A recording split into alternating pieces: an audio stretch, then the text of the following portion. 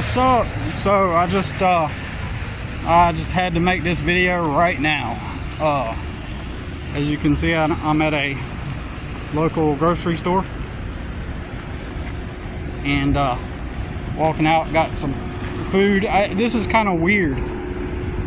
So first of all, like what would prompt me to come to a grocery store I never come to today? It's weird, man. Like today I said, I generally buy the same stuff, and I said to myself, today I'm just gonna do something different, break out of the pattern, if you will, which is weird in and of itself, the act of breaking out of a pattern. Okay, so let's begin with that. It's almost like, see, the dark reality wants you to does not want you to break out of patterns. Not even, I mean, I like my patterns. My patterns, current patterns, are okay. But at the same time, this is a little bit more higher end compared. This grocery store is a little bit more higher end. I don't have anything against this grocery store. I actually think I like it. But I just generally don't shop here because I'm trying to be mindful about my money. And I remember thinking to myself, you know what?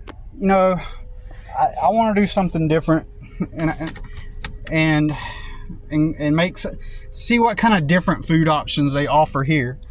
As you can probably already tell, it is Publix,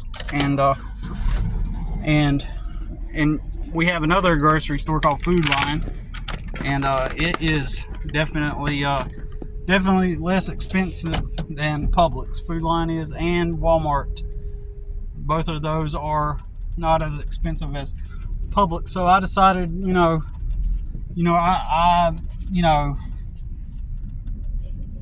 I wanted to do something, break the pattern for one. And like I said, I don't have unhealthy habits as far as, like, I like ritual. In other words, I like ritual and routine. I like predictability.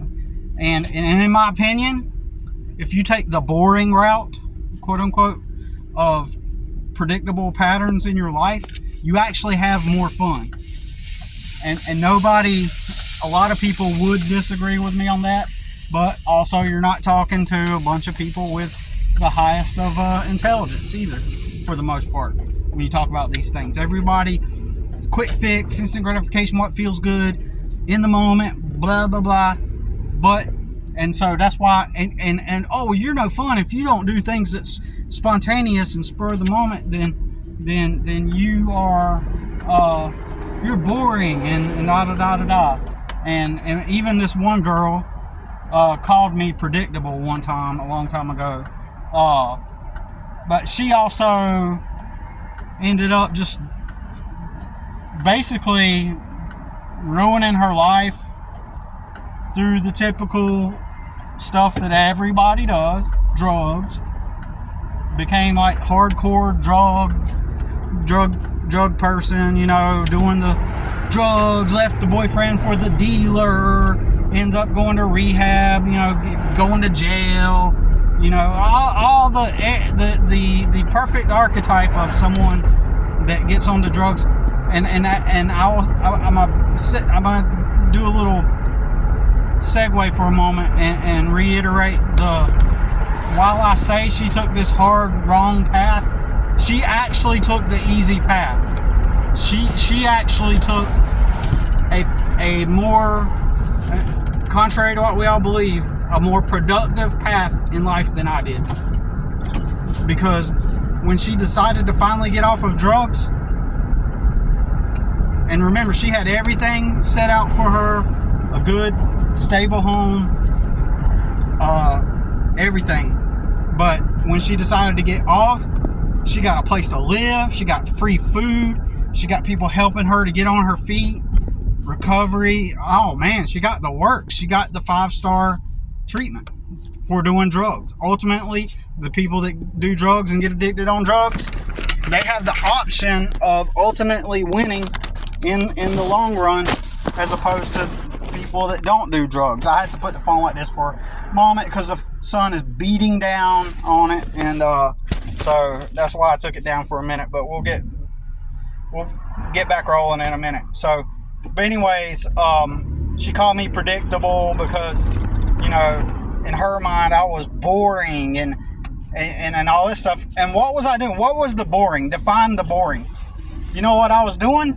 I was being patient. I was being patient. I was being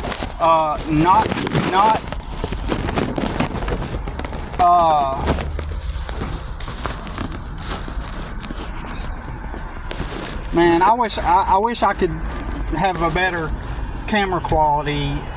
I wish I could give you guys a better experience, but I have no air conditioning in my truck, and it got up to 90 degrees today, and with the sun beating down on the phone, it'll overheat and it'll stop recording. So unfortunately, until I get more income coming in, I have to do it this way. But anyways, so my argument, you know, and I'm going to get back on point, but I just want to make also another point. I want to kind of tease you into about what happened. I manifested something I did not really care to experience, but that's okay, and I'll tell you about that in a moment, which is the main reason why I'm making this video, actually. So anyways, so the girl, oh yeah, so you live spontaneously, you know, all that. When people are always doing things on a whim, spontaneously, in the moment, and just all the time having experiences, in my opinion, that probably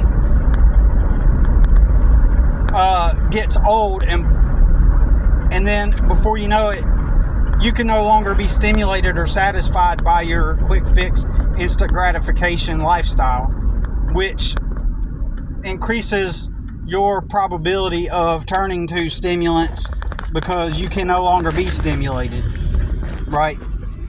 So it increases your chance of becoming an addict or seeking external stimulus, because it's just, when you're all over the place like that, you can't actually be happy. There's a difference between happy and being stimulated. You know, there's a big difference. Yeah. So, fuck. I had to stop the recording for a couple of reasons. One being that I'm trying to back in. I'm trying to like think about cooking dinner and all this stuff, and I've got all this stuff going on all at once, and it's just kind of like a little bit on the overwhelming side.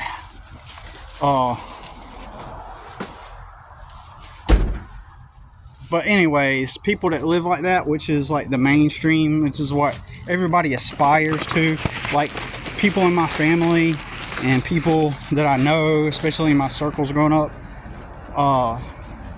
you know, everybody is trying to maximize the amount of fun that they're having, or fun experiences, or things that are going to make them feel good in the moment, and have fun. It's even in how they word things. You know, I would try to give an example, but you can hear it in their language. Like, I don't know if this would be a great example, but my sister, she wanted to do a yard sale with me, and for me, when I've done yard sales, I like doing them, like hosting yard sales. But I also, hey bud,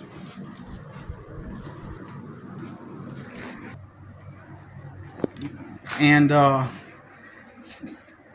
also for me, when I've done yard sales, it's a lot of the time it's been just about making money, right? It's been about like,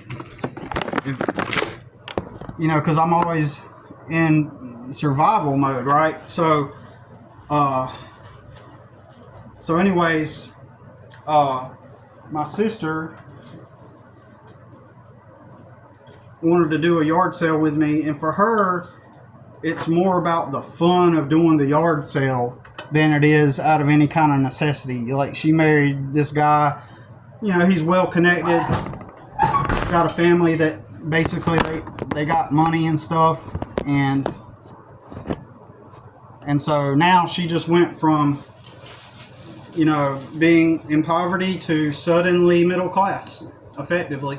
Even if his income is not necessarily upper middle class or anything, and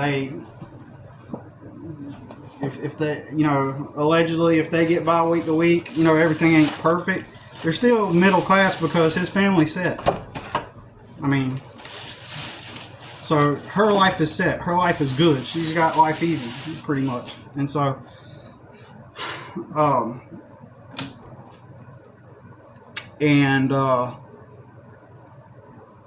so for now, she's in a position where she just goes by whatever she feels like doing, when she wants to do things like that, like do a yard sale. It's like, it's having fun. And I remember her telling me something about like, yeah, we can do it this way because it would be more fun to do it that way. Like, I don't, maybe that's a bad example. But anyways, my bad. Trying to stay on topic. My main point is that everybody's looking for stimulus. Like, everybody's looking for the next thing to stimulate them, because when people are generally don't like have a purpose, like, or when they've been handed everything, or they get lucky and they've never been formally taught how to have structure and discipline, like, they are stimulus seeking, right? They are stimulus seeking. Oh man, they would, everybody would get angry at me saying what I just said. If anybody heard what I just said, they would totally point me out to be like some type of way, like, oh, that's not us. Oh, who does he think he is to be? What? Like, I do my responsibilities every day. I take care of my kids. I do this and that and blah, blah, blah. But it still doesn't, even if you do got a place to live and you got bills to pay and kids, that doesn't change the fact of the point I'm trying to make. Like, it is still stimulus. People do still live in a stimulus-seeking type of lifestyle, right? Because that's what they're doing, and in general, the culture and the society, are seeking constant stimulus. Even if I was wrong and people in my family aren't like that, even if I'm wrong and people in my family are not like that, then, and they're the exception to the rule and they're not like that, which a number of them are, the fact is, the truth of the matter is, the society in general runs off of that. It is the fuel that drives the system. Money isn't the fuel that drives the system. It's people's emotions. It's people's need for instant gratification and quick fix remedies to numb the pain, to fill the void, to escape the monotony. The whole system, fundamentally, the fuel that drives it, even if we're not even talking from an esoteric place, and we're just talking about in the real, quote-unquote, real world, it's people's emotion that literally drives, and people's need for the quick fix and the stimulus. That is the very fundamental thing that drives the economy. You can even argue that the United States, being the largest economy in the world, isn't it? Or am I wrong? Being it's the largest economy, uh, they, uh, I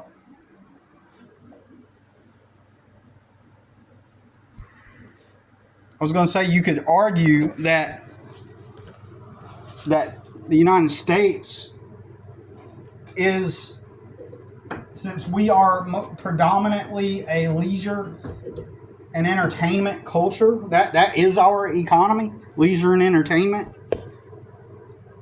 That what prompts people or motivates people or gets people to want to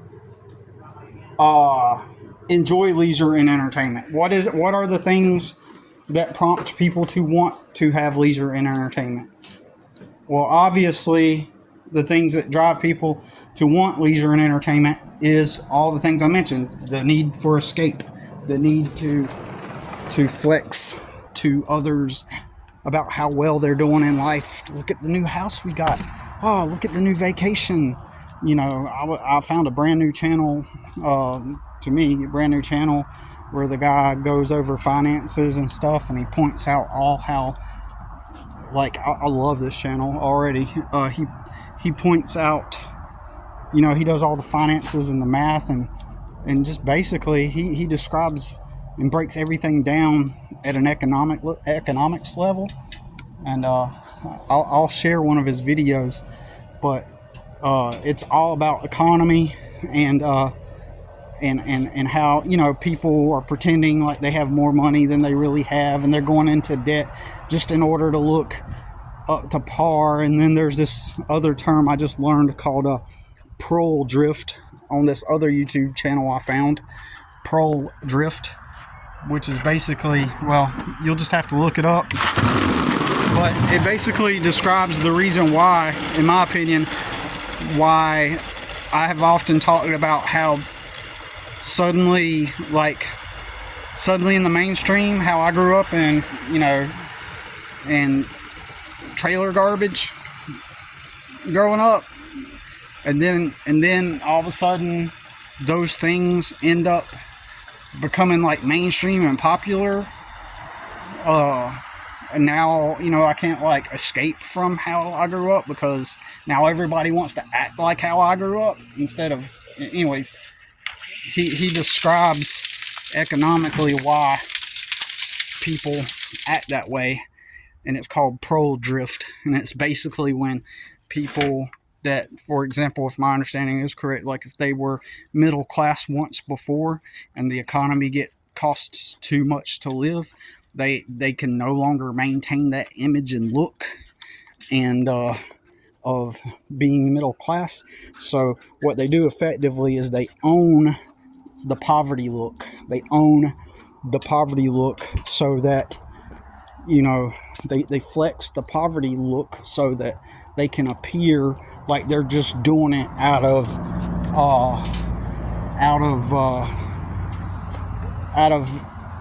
just saying that oh, they just think it's cool. Like, oh yeah, it's actually cool to do this. So they'll flex the poverty look in order to rationalize away their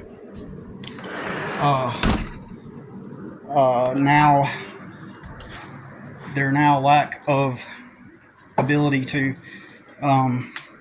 maintain their previous lifestyle, if that makes sense. So that's what pearl drift basically is. So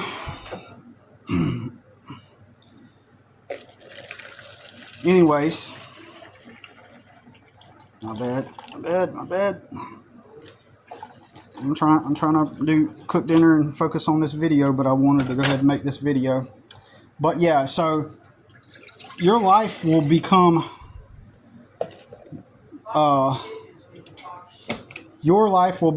even more fun when you limit the amount of sporadic things you do and on a whim things. Like, the more structure you have, you'll actually have more fun, and people are unable to to realize this. You've heard of people that when they go on vacations and stuff, there are some people that go through the process of making a to-do list of all the things that they're going to do when they go on the vacation. And then everybody goes, oh, well, that's just boring. Like, you're just making it boring because you're making a rigid schedule, on the things that we're going to do. Well, when in reality, now don't get me wrong, some people can go overboard with the activities list, but at the same time, if you can create like a like a balanced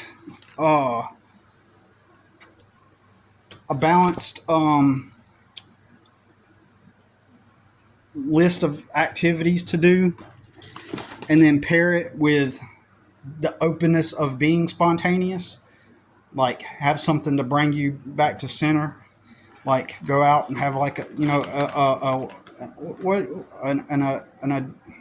what's the word, itinerary, like have an itinerary of things that you're going to do, but at the same time, like have room for spontaneity at the same time.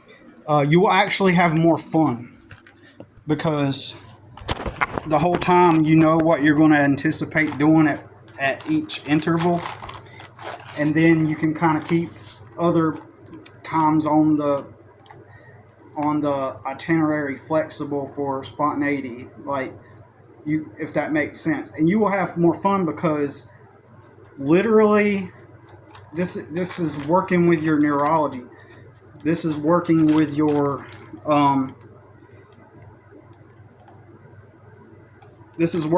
neurology and how your brain works. It's working with your dopamine and all the feel-good chemicals in your brain, and you don't burn out. You won't burn out, as opposed to when you're doing it all spontaneously, right? And also, it is dependent on different people. It is dependent on each individual. Like, everybody's kind of different, wired differently and stuff. And so, it will depend on your, personality type and how you naturally perceive, how you naturally. I'm getting ahead of myself. Hold on, because I'm trying to cook. So it may be like that you are the type.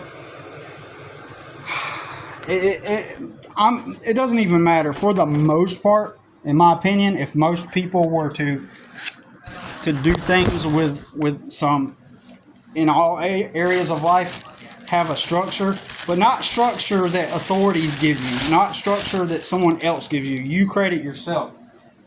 It has to be like you created the structure yourself for what I'm talking about to work. Okay, so it can't just be like, it can't just be like where you,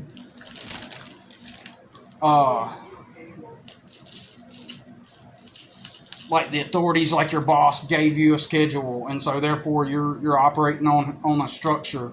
It has to be your own self-made structure, because having that structure being dictated by other people like that long term actually will have the opposite effect, in my opinion. It actually have the opposite effect, because that's entrapment. So it's a form of being restricted. So we're talking about a schedule that you make with your own freedom. Okay, and you do that, and you will have more fun than the people that feel like they got to be continuously like spontaneous and continually, just exactly what I'm talking about, right? I appreciate your patience with me. I appreciate your patience with me as I'm making dinner. I just got done working, and so I got back from the grocery store, I don't know how I got on that topic. So I kind of segued way off topic of the video, right? So I guess in the description I'll tell everybody to start at 25 minutes into the video.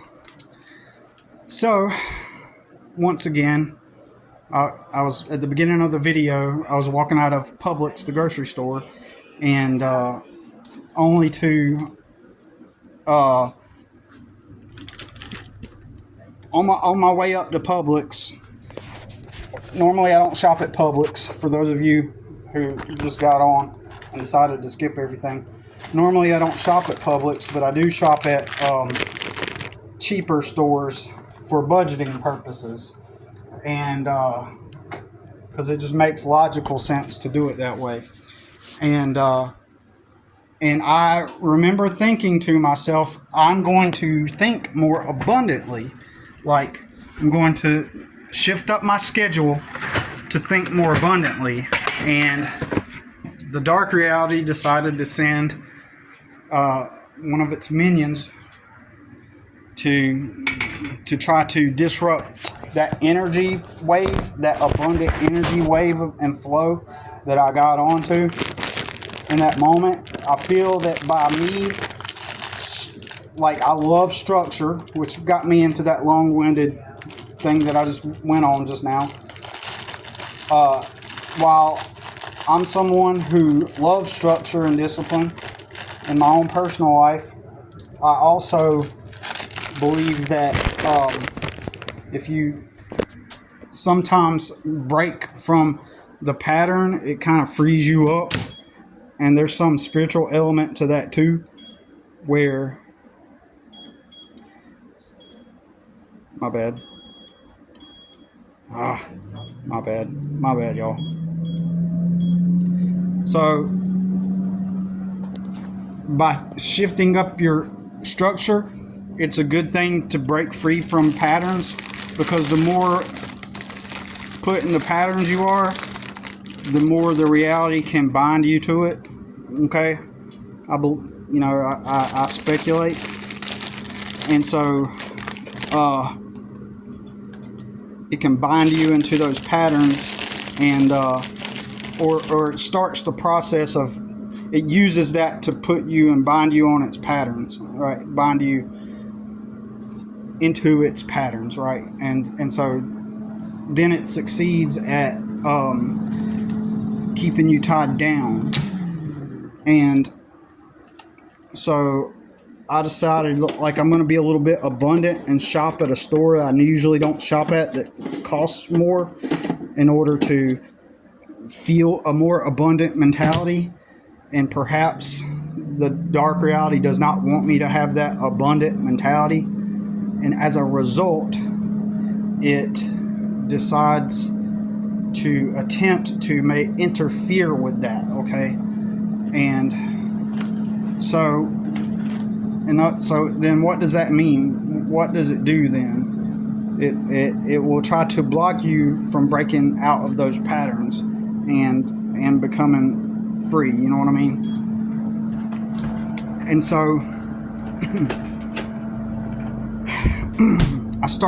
it's sort of like an abundant energy I'm emitting at that point. Like, I'm breaking the pattern, I'm thinking more abundantly, like I'm going to think to myself, I can spend like literally an extra $1 or $2 on some dinner and do something different, break out of that pattern.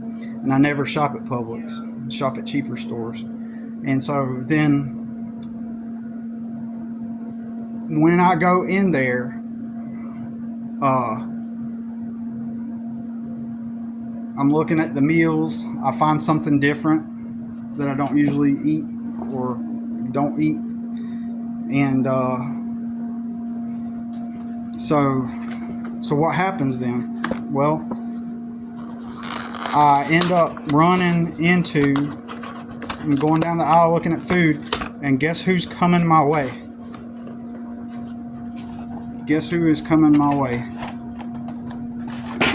You remember a week or two ago when I made the video about my aunt getting on the phone, my mom's sister, and like trying to tell me how to start my business and stuff, or operate my business.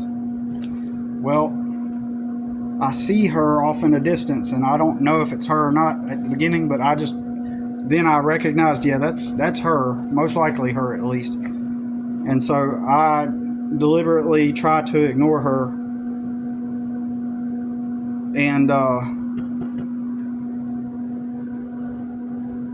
I deliberately tried to walk around her. And in that very moment, I knew that was like a reality. That was a reality response to the abundant flow that I was on, if that makes sense, right? Because the reason why is because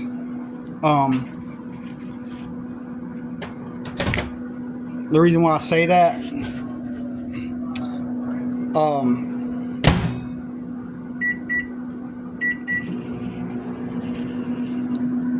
because it's her. She was a couple weeks ago trying to like tell me, hey, that business you do, you ought to like get your son up and like get you more business and get him to get out there and help you and get your nephew and like build it up, like unsolicited. I never talked to this lady.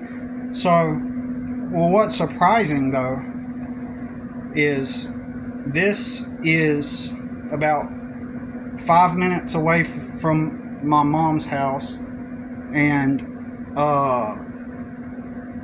these are people that I have not seen in years, right? And I mean, the last time I seen her was around Christmas time, right? And I wasn't sure if it was her until I walked around the corner and I seen my other aunt at the where you get fresh cut meats. And I noticed, so now they're both in there, so now I know it's her. And, and I knew immediately that this was to take from me energetically, right? Because of the thing that I put out. Oh yeah, I should have mentioned this before. Before I even went in there, this white vehicle, Chevrolet SUV,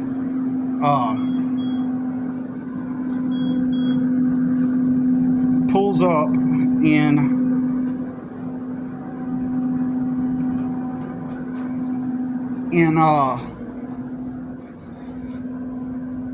it pulls up at the traffic light, and this lady is like biting her nails, and she kind of reminds me of one of my aunts, and who also drives a newer model white SUV. And that lady, and I was like, is it her? For a brief flicker of a second, and I said, no, it's not her, because that white vehicle's older, but she biting her nails just like my aunt does, and slightly resembles her. Then moments later, I go into Publix to run into both of them. My aunt that looks like that, and the other aunt, the one that's trying to like literally within minutes, I bump in. It's like that initial seeing the lady at the stoplight that resembled my aunt. That was the thing that kind of like, you could arguably say, bumped me onto the timeline where I would end up bumping into that very aunt. And you got to understand, the one I first saw that tried to give me unsolicited advice that I haven't seen in years, practically, mainly since my grandmother died, I seen her. She lives about 3.5 hours away from here. And the other one lives about an hour away from here. And what are the odds that I would find them? And they were like, yeah, we just took your mama shopping. And I was like, okay. I was like, she here? And he's like, no, we done dropped her off. And she said, and one of my aunts, the one that does the nail biting, she goes, yeah, she got a PS5. And I was like, oh, okay. I was like, I knew what it was, but I kind of played stupid. I was like, yeah, I don't do the video games thing. But what unnerved me, because I ended up I tried to avoid them, but then I had to ask somebody for a price on something, and I thought I was on the I thought I was on the clear, actually, because the first aunt, I thought she was coming the opposite direction I was, and right when I asked him, she comes right around the corner, runs right into me.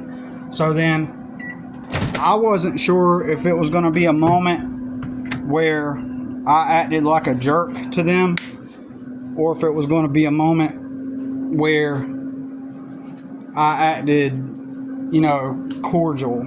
So I wasn't sure which direction I was going to go in the interaction, because I could have just sat there and be like, look, like, I don't appreciate your unsolicited advice. I could have caused a confrontation, but for the sake of my mother, really, literally for the sake of my mother, I didn't say anything to her. And that's only for the sake of my mother, because it just didn't make sense to try to start something.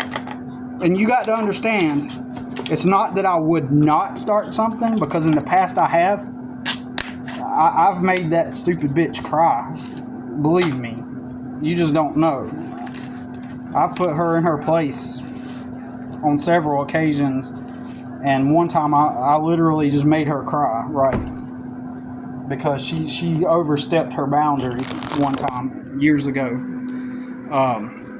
She has always come in our family and tried to tell us how to live, but is not in our life. But every time she ends up getting around us, the only thing she has to say is how we need to live. So I, at one point, I basically defended my family in front of her,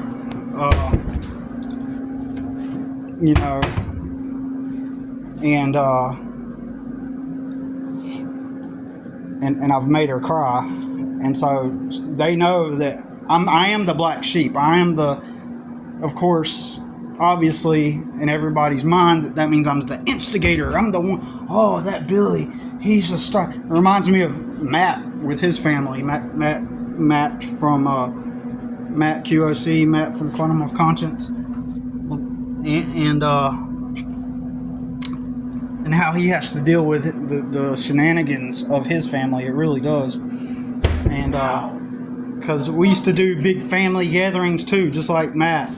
And so when he tells that story about his family gatherings and stuff and all the shenanigans, it's like, yep, I know exactly what he's going through and all the stupidity. I really do.